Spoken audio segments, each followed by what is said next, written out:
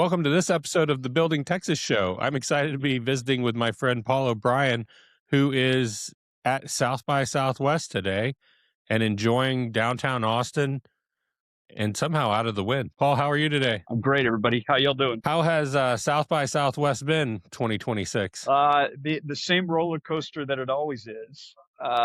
Very late nights, very early mornings. Yesterday it was 90 degrees. Today it's 40 degrees. So we do the best we can to get through it. We're having a great time. We're giving everybody, it's a Texas experience. That's right. You got to get it all in at once, including, by the way, if you haven't seen it, everybody, the missing convention center, which has thrown a bit of a wrench in things. It's a very spread out South by Southwest this year. Well, and it's going to be 2 years missing the convention center, as I understand it. If you were to put money on it, I would think more than that. And what's kind of exciting though is the conference worked pretty well, regardless of that. Yeah. It's certainly spread out. If you've not been here before, everybody, or if you have been here before, it's essentially 35 to West 6 at this point. I actually went to an event all the way north in 183, which was a South by activation, which is a good 20-minute ride from downtown. So they're making the most of Austin as best they can. It's great for them to be doing that and finding solutions. I agree. Going to all of the houses, it has been great to get around Austin, see different buildings, see different venues, and the city's definitely gotten creative with how it's shown up. Yeah, really well done.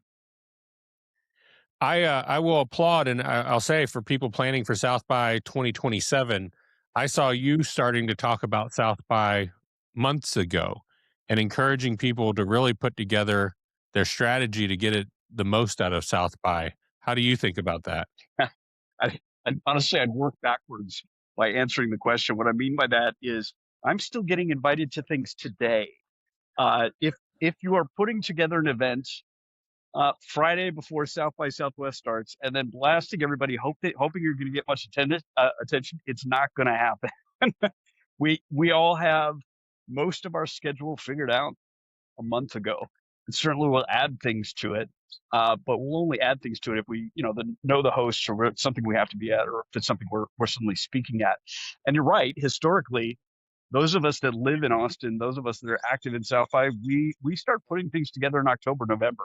Easy. Certainly, if you want a better deal on a venue, certainly if you want to have the time to put a little bit more promotion or make some more connections before you get here, last minute kind of things, they can work, but I wouldn't have high expectations if that's how you're going at it. Well, let's back up and introduce you to those that don't know you. I've enjoyed getting to know you and your work in the entrepreneurial space around Texas, but you've got a bigger footprint in history than I know. So where would people have run across you in your time here? Thank you. I did spend about 15 years in Silicon Valley. Did a couple of startups that got acquired after time at Yahoo. And then easiest way to put it is I became an EIR in venture capital there. I moved to Austin about 15, 16 years ago. I think the easiest way people characterize me here is I'm involved in everything that is from somewhere else, which is actually kind of the accurate way to put it. I brought Founder Institute into Texas. I helped bring Mass Challenge into Texas. I've done a lot of Techstars to get them into Texas. I'm a big fan of the idea that collisions and immigration is actually a big benefit to entrepreneurship, because you bring access to other ecosystems, you bring different perspectives, you bring different experiences, you bring different cultures together. And so a lot of what helps Austin and indeed Texas start to boom more with entrepreneurship is that import of things from other places. I publish what's known as Startup Economist. It's actually my name, SEObrien.com. Yeah. And I just published a book this past week called Startup Ecosystems. I just ordered mine. Thank you. And I can't wait to read it, because I've had my hand in some startup ecosystems, and you and I have talked about the hard work that it is, especially if you're in a silo versus a regional approach. And I've learned a lot through my past, but also just putting your lens over my past was really helpful for me to understand where we could have made different decisions. What I'm really trying to take a look at is, everyone, if you're familiar with Brad Feld's startup communities from about 15 years ago, easily the the definitive or the first book that really established that we can build these ecosystems in places that aren't necessarily known for being startup hubs. Right. We're about 15 years after that book. And so you're right, Justin. What I did was I wanted to take a look at what we've learned since then, what works well, what doesn't work well, frankly, and try to elevate the conversation for cities and states around the fact that it's not as simple as putting together meetups and an accelerator. If you really want to be meaningful on behalf of the entrepreneur class, we've got venture studios now. You've got different forms of funding to consider. We even get into some policy considerations and how to work with universities better. The idea being that you really do have to intentionally design an ecosystem designed for entrepreneurs in particular, not just a community, not an ecosystem in a broad context, not even for entrepreneurs necessarily, but startups in particular. And so we even get into clarifying and distinguishing what that means so that ecosystem builders, economic development offices, city leaders can really start to understand how this works a little bit more effectively and put it in practice. Well, and they're investing in this. People, cities, municipals, tax money is going into these ecosystems, but it's looking at it through a lens of dated metrics. How many jobs did you create, et cetera? And I really want to encourage people to learn those lessons that I'm sure you're sharing in your book. One of the lessons related to job creation is you're right. Job creation is a poor measure or a poor immediate measure when you're focusing on the startup sector because it's going to take years for startups to create jobs. So instead, what we talk about is what's called optionality. Optionality refers to the ability for the workforce in your community to switch jobs, to move to a different company, to a different employer, or to try a different startup. And optionality emerges when you focus on your strengths as a sector. So not just startup stuff, but perhaps all semiconductor work. If you want to have entrepreneurs in the semiconductor space, you probably also want Samsung and Freescale and AMD and other companies to be based there. Why?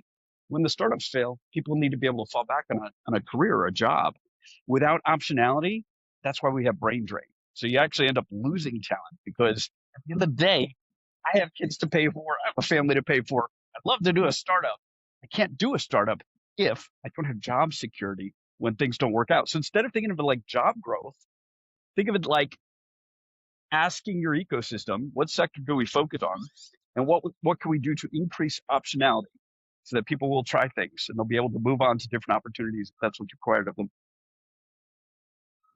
Well, and a lot of that is how do we work today? Everybody will say remote is the greatest way to do it, but there is opportunity around those collisions and ensuring that you're still connected and learning from different parts of our state. So different regions across Texas do things differently, but want to encourage those collisions to happen because I see often the silos of decision making that really do limit the perspective. Yeah, I don't get into that subject too much in the book, but you make a great point for the sake of your audience. Is we have moved into a remote workforce capability, and I use the word capability because too many folks lean in too far on the idea that we can work remote and therefore we should, and it's probably better. That's not what we actually discovered, right? What we discovered is that it's possible to, sure. And so maybe we could do 3 days a week instead of five, and do 2 days out of the office. But you're right. There's still a tremendous amount to be said for the fact that we can run into each other on the street. We can meet at the coffee shop. We can get to know one another at a happy hour afterward. When your community lacks that, you lack the ability for these collisions to occur that Justin's talking about, and you really want to figure out how to put that in place. So how do you do that at a conference like South by? And being in those rooms, there's a lot of movement.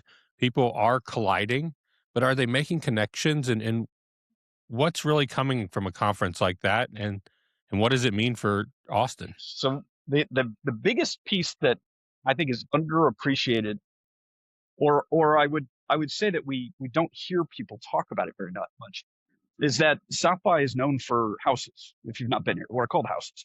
I was just at New Mexico House. I spent most of yesterday with Tennessee House. and Philadelphia House or Pennsylvania House. Uh, that that too many folks still think of South by Southwest as a conference or a trade show, and indeed it is. But you're losing sight of the fact that it's also a film festival, and it's also a music festival, Right. and so it's different than anything else in the world. And I mean that. I've been to California in Europe. I've been to Disrupt in San Francisco. This is the only place where you get culture colliding with innovators, colliding with venture capital. And take advantage of these houses because what it means for Texas is sort of what's called a soft landing program, right? Should Texas be doing more with Michigan? We certainly should be. Well, great. They're all over there on Reiki Street for the next 4 days. Go meet them all. The mayor's there. The economic development office is Yeah. there. Go meet them all and figure that out. The, the answer to your question, though, Justin, is I would say the advice we tend to give people is don't sell, don't pitch, right? We're all here to make as many collisions and connections as possible quickly. And so you do see amongst the folks that have been to South by a lot, we tend to get in a habit where we can almost seem like we're dismissive. And we're not actually dismissive. It's just Right. that, hang on, our conversation has gone on for like 10 minutes now, and there's 1,000 other people that I want to go say hi to. So you want to Right. be punchy. You want to be quick. You want to get point across. You want to trade business cards. You want to figure out if you want to go to live music later, and otherwise move on and try to make more of them as fast as you can. Well, how are you leaving your footprint behind? And maybe asked differently, how can people find your book and find more information about your work? Well, the answer was going to be that I was doing a book signing, but the book didn't get published in time. so, so the footprint, as far as I'm concerned, is actually just making as much noise as I possibly can. I'm going to be here throughout the rest of the week. As far as the book is concerned, it did get up, so it's on Amazon now. Should be on Barnes and Noble as well very shortly. Look up Startup Ecosystems, Paul O'Brien. You'll find it. Hopefully, it's priced reasonably. If not, call me. I'll pass And along it, a discount or something.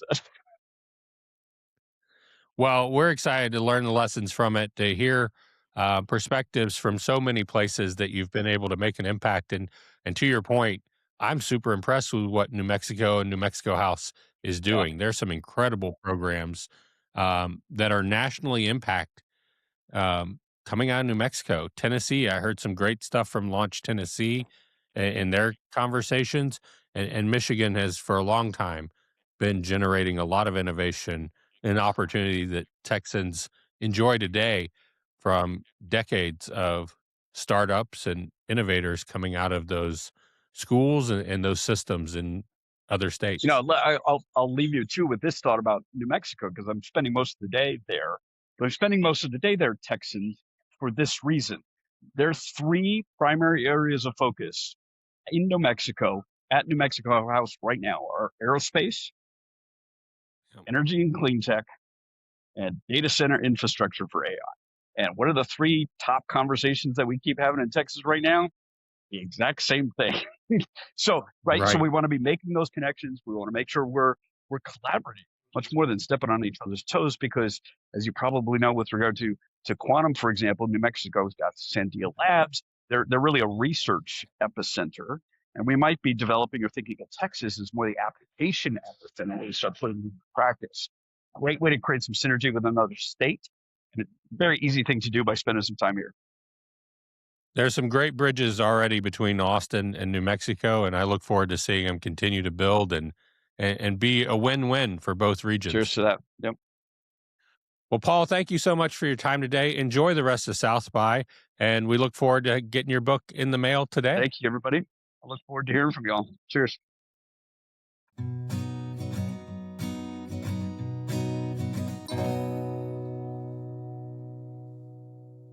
Thank you to our sponsor, Chisos Boots, and their damn comfortable cowboy boots.